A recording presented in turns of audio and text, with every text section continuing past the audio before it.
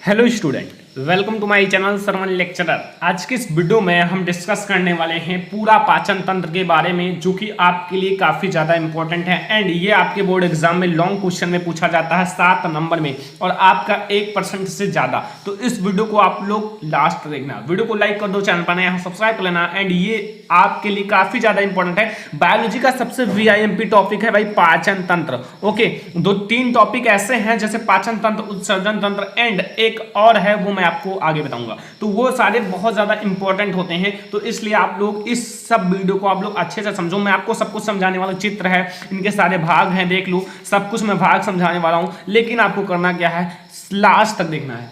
सबसे पहले आप समझो पाचन तंत्र होता क्या है, फिर मैं आपको सब कुछ समझाता हूं चित्र के साथ। देखो, जो पाचन तंत्र होता है वो क्या होता है, जैसे संयुक्त अघुलनशील भोज्य पदार्थों का सरल घुलनशील व अवशोषण योग्य परिवर्तित होना ही पाचन कहलाता है। अब ये क्या मतलब समझो, संयुक्त अघुलनशील भोज्य कणों का सरल या फिर घुलनशील व अवशोषण योग्य परिवर्तित होना ही पाचन कहलाता है। सबसे पहले समझो, संयुक्त या अघुलनशील, जो पदार्थ अघुलनशील है, घुलनशील योग्य नहीं है, भोज्य पदार्थ के कण है, जैसे कोई कण है और मतलब या फिर किसी चीज को आप खाते हो तो उसको, किसी अघुलनशील चीज को खाते हो तो उसको घुलनशील के योग्य बनाता है, यानी कि पाचन करता है, उसका डाइजेस्ट करता है और उसको एक घुलनशील के योग्य बना देता है, मतलब उसको घुलने के योग्य बना देता है। जब वो घुलता है तभी आपके अंदर पाचन होता है, ठीक है। एंड जब वो घुलनशील योग्य बना देता है, वो शोषण, अवशोषण का अर्थ है कि जो उसमें अच्छे अच्छे पदार्थ है उसका अवशोषण कर लेगा और जो वेस्ट मटेरियल है उसको बाहर, यानी कि यही सब योग परिवर्तित होना ही पाचन कहलाता है। तो पाचन का अर्थ है कि सीधा पाचन करना और अवशोषण करना, घुलनशील योग्य बनाना, तो यही पाचन है। जैसे किसी का पाचन तंत्र सही नहीं होता तो जैसा खाते हैं वैसा उनका वेस्ट पदार्थ में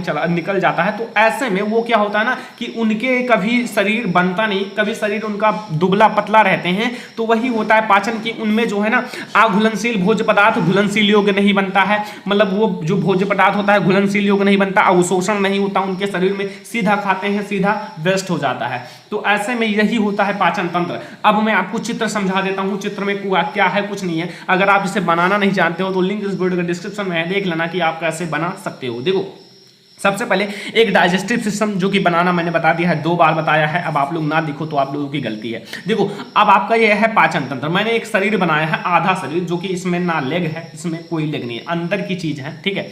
तो सबसे पहले तो ये है एक बढ़िया हेयर कटिंग बाल है, ठीक है, और अच्छा है। एंड ये है मुंह, ये आपका मुंह है जो आपका भोजन को ग्रहण किया जाता है जिसके द्वारा, एंड इसमें बहुत से जो भोजन होते हैं काफी ज्यादा इसमें पाचन हो जाता है। एंड ये है आपका क्या, ये है ग्रसनी, जिसके द्वारा भोजन जाती है और इसमें कुछ पाचन नहीं होता, इसके द्वारा केवल भोजन जाती है, एक रास्ता है और रास्ते में ऐसे केवल जाती है भोजन। एंड ये है पित्ताशय, ये अंदर जो बना हुआ है, ये पत्ती के टाइप का, ये पित्ताशय है। एंड ये जो है ये चीज, ये है लीवर, क्या है, लीवर, ओके, ये क्या है, लीवर।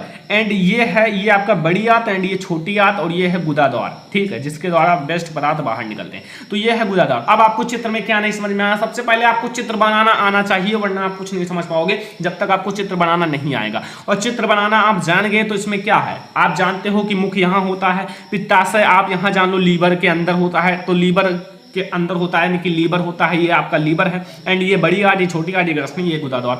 तो ऐसे में चित्र तो काफी इजी होता है, लेकिन अगर आपसे कहे 2 नंबर में आए, कहे पाचन तंत्र केवल बताइए, तो पाचन तंत्र में केवल इतना ही बताना है जितना मैंने बना दिया है, इतना ही आपको डिस्कस करना है, इन सबको लिखने की जरूरत नहीं है। तो पाचन तंत्र में इतना है, और अगर आपको पूरा पाचन के बारे में कहे 7 नंबर में, तो आपको सब कुछ लिखना पड़ेगा। तो आपको यहां तक चित्र समझ में आया, पाचन होता क्या है ये समझ में आ गया। अब सबसे पहला टॉपिक समझो, मुख। सबसे पहला टॉपिक इसमें है मुख, यानी कि मुंह, यानी कि यहां से जब हम भोजन खाते हैं सबसे पहला प्रोसेस समझो। एंड जब हम लोग खाते हैं उस वहां से मैं शुरुआत करता हूं, तो यहां मैं मुख से आप लोगों को समझाता हूं, मुख से, ओके। तो पहला ये टॉपिक है मुख, ठीक है। अब मैं आपको सब कुछ समझाता हूं। देखो, मुख द्वारा हम भोजन को ग्रहण करते हैं, मतलब अगर मुख है तो उसके द्वारा हम भोजन को ग्रहण करते हैं। किसी भी मतलब चीज को खाते हैं तो हम सबसे पहले मुख में ले जाते हैं, यानी कि मुंह में ले जाते हैं, माउथ में ले जाते हैं, और हम उस भोजन को अंदर ले जाते हैं। बट मुख में लार नामक ग्रंथि पाया जाता है, क्या पाया जाता है, ये याद रखना, काफी ज्यादा इंपॉर्टेंट है, ये सब ग्रंथियां याद रखना। मुख में क्या पाया जाता है, लार नामक ग्रंथि पाई जाती है, जिसमें निकलने वाला लार भोजन को निगलने में सहायता करता है। ये जो लार होता है, ये लार नामक ग्रंथि पाया जाता है, और लार जब निकलता है तो भोजन को लुगदी बना देता है, और अगर वो उसको गीला बना देता है, और जब वो गीला बना देता है तो भोजन को पाचन करने में, भोजन को आमाशय तक ले जाने में काफी ज्यादा सरल हो जाता है और इजी प्रोसेस के साथ चला जाता है। तो क्या होता है, मतलब भोजन को निगलने में सहायता करता है। लार में टाइलिन, अब देखो लार में टाइलिन नामक एंजाइम पाया जाता है, एंड ये शर्करा में बदल देता है, और एंजाइम जो है ना वो शर्करा में बदल देता है। तो लार में टाइलिन नामक एंजाइम को शर्करा में बदल जाता है, ठीक है। तो ये आपका सबसे पहले मुख का प्रोसेस समझ में आया। नोट कर लो भाई, ऐसे आप लोग नोट कर लो, नोट बना लो, थोड़ा मेहनत करो अच्छे से, क्योंकि वैसे आप लोग सफल नहीं होंगे, वैसे आप टॉपर नहीं बन सकते, वैसे आप मेहनत नहीं करोगे तो वैसे आपके मार्क नहीं आने वाले। तो आप थोड़ा मेहनत करो, नोट बनाओ अच्छे अच्छे, उसको हैंड राइटिंग अपना सुधारो, अच्छे से पढ़ो, थोड़ा मन लगाओ, ठीक है। तो यहाँ आपको मुख समझ में आ गया कि मुख द्वारा हम भोजन को ग्रहण करते हैं, और आप थोड़ा सा प्रोसेस समझो कि मुख में लार नामक ग्रंथि पाए जाते हैं बस, और जिसमें निकलने वाला लार, जो लार ग्रंथि से लार निकलता है तो भोजन को निगलने में सहायता करता है, और लार में टाइलिन नामक एंजाइम जो शर्करा में बदल जाता है, ठीक है। ओके, समझ में आ गया। दूसरा पॉइंट समझो, दूसरा पॉइंट थोड़ा सा नीचे आओ, फिर मैं आपको समझाता हूं। दूसरा पॉइंट क्या है, देखो दूसरा पॉइंट है ग्रासिका, ग्रासिका या ग्रासनली, ठीक है, ये ग्रसनी, यही है ग्रासिका या ग्रसनली या ग्रासनी, ठीक है। अब देखो इसमें क्या है, कुछ नहीं है, देखो निगल दौर, जो आपका निगल दौर होता है से भोजन ग्रसिका में आता है, निगल दौर से भोजन ग्रसिका में आता है। जैसे हम निगलते हैं, भोजन को खाते हैं, निगलते हैं, ठीक है। तो इसमें भोजन का पाचन कुछ नहीं होता, इसमें भोजन का पाचन ही नहीं होता। अब यहाँ बताओ, एक रास्ता की तरह है, इसमें क्या भोजन का पाचन होगा, इसमें क्या होता है जो भोजन का पाचन हो जाए, इसमें कौन सा एंजाइम होता है, इसमें क्या चीज होता है जिससे भोजन का पाचन हो जाए, कुछ नहीं होता। एक प्रकार से रास्ता है, और वो एक रास्ता की तरह है, ऐसे नली की तरह है, और वहां से केवल भोजन आता है बस। इसमें ना कुछ पाचन होता है, आपका 0.5% भी पाचन नहीं होता है। ओके, तो इतना याद रखना, ठीक है। पाचन नहीं होता है, ग्रस नली से भोजन अमाशय में पहुंच जाता है, यानी कि यहाँ ग्रस नली से भोजन कहाँ पहुंच जाता है, अमाशय में। अब भाई थोड़ा दिक्कत है, अमाशय, अमाशय मतलब पेट, और ये सारी चीजें जो है ना, ये सारी चीजें अंदर ही पाया जाता है अमाशय के, ये सारी चीजें अंदर पाया जाता है। तो इसलिए अमाशय कैसे दर्शाया जाए, वो तो आपका बॉडी का बाहर का चीज है, लेकिन ये मैंने अंदर की चीजें केवल बताई है। तो यहां से अब हम लोग अमाशय के बारे में डिस्कस करेंगे, अमाशय के बारे में। ओके, अब आ जाओ अमाशय के बारे में डिस्कस कर लेते हैं। देखो अमाशय, ये तीसरा टॉपिक है। कौन सा है, तीसरा टॉपिक।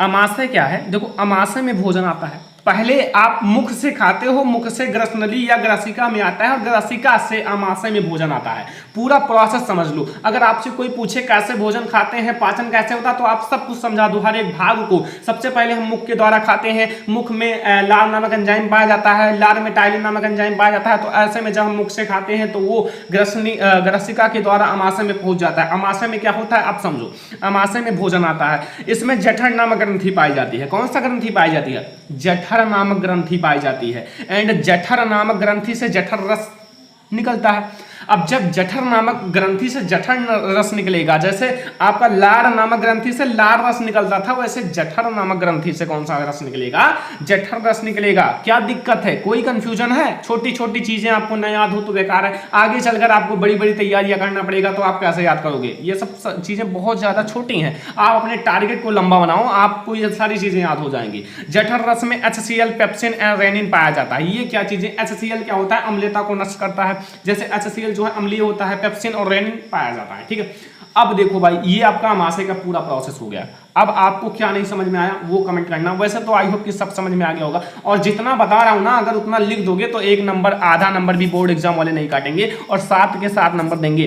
तो ऐसे में आप जैसा बता रहा हूं ऐसा लिखो, कोशिश करो लिखने की। आप रफ उठाओ, रफ अपना उठाओ, रफ में कई बार कोशिश करो, पाचन तंत्र बनाओ, पाचन तंत्र के बारे में लिखो, एंड पाचन तंत्र क्या होता है पूरा समझो, लिख लिख कर, तब आपको समझ में आएगा, वैसे नहीं समझ में आने वाला है। ओके, अगला टॉपिक है, अगला टॉपिक है छोटी आंत। क्या है, छोटी आंत। देखो छोटी आंत क्या होती है, यहां समझो। अमाशय से भोजन गृहिणी में पहुंचता है, आमाशय से भोजन गृहिणी में पहुंचता है, गृहिणी से क्षुद्राणु में आता है, छोटी आंत में भोजन का अत्यधिक पाचन हो जाता है, छोटी आंत में भोजन का अत्यधिक पाचन हो जाता है, भोजन मतलब बिल्कुल पाचन हो जाता है, एंड आंत में भोजन का अत्यधिक पाचन तथा अवशोषण जल तथा भोजन ही बचते हैं, तथा जो अवशोषण जल और भोजन ही बचते हैं। ठीक है, भोजन जो वेस्ट अवशोषण जल तथा भोजन जो अवशोषण होते हैं वही बचते हैं। ओके, तो यहाँ तक आपको छोटे आंत के बारे में पूरा समझ में आ गया होगा, काफ़ी ज़्यादा इजी है। जैसे यहाँ तक अवशोषण, भोजन का अवशोषण सब कुछ हो जाता है, बहुत कम ही पाचन बचता है पाचन की क्रिया बड़ी आंत के लिए। अब बड़ी आंत की बात आती है तो बड़ी आंत के लिए बहुत कम ही चीज़ें बचती हैं। ओके, तो यहाँ अब आती है बड़ी आंत और गुदाद्वार। गुदाद्वार द्वारा तो जो अपच पदार्थ हैं वो बाहर निकलते हैं। अब बात आती है बड़ी आंत। बड़ी आंत के बारे में मैं छोटा सा समझा देता हूँ। यह आहार नाल का अंतिम भाग है, पूरे नली का ये अंतिम भाग है, मतलब पूरे पाचन तंत्र का ये अंतिम भाग है, और यह लगभग 1.5 मीटर लंबा होता है, 1.5 मीटर लंबा होता है एंड 4.7 सेंटीमीटर चौड़ा होता है, यानी कि चौड़ा होता है और इतना लंबा होता है। ओके, इस भाग में पचे हुए शेष भोजन तथा जल का अवशोषण होता है। इसमें जो शेष छोटे मोटे भोजन या फिर जो जिसका पाचन नहीं हुआ हो तथा जो जल होते हैं उनका पाचन नहीं हुआ हो तो उनका अवशोषण होता है, और जो अपच भोजन को शरीर से बाहर निकाल दिया जाता है। जो अपच भोजन होते हैं उनको शरीर के बाहर गुदाद्वार के द्वारा निकाल दिया जाता है। तो ये हो गया बड़ी आंत। ओके, तो आपका जो डाइजेस्टिव सिस्टम है ना, ये पूरी प्रक्रिया आपको यहीं पर समाप्त कर देनी है। ठीक है, आपको इतनी चीजें समझानी है, फिर आपका सब कुछ समाप्त हो जाएगा और पाचन तंत्र पूरा डिटेल में इतना ही है। ओके, आपको एक भी नंबर नहीं कटेगा। तो ये है हमारा आज का पाचन तंत्र का वीडियो। ये वीडियो पसंद आया, वीडियो को लाइक कर दो, चैनल पर नया सब्सक्राइब करना, and full chapter in one video में आने वाला है। आपको पूरा चैप्टर जैव प्रक्रम दिया जाएगा, तो भैया वीडियो को लाइक कर दो, चैनल पर नया सब्सक्राइब कर लेना, एंड आप लोग इस वीडियो को अपने फ्रेंड्स के साथ शेयर कर देना, क्योंकि इतना डिटेल में आपको पूरे यूट्यूब पर कोई नहीं पढ़ाने वाला है। तो चलो फिर मिलते हैं अगले वीडियो में, तब तक के लिए टाटा बाय बाय।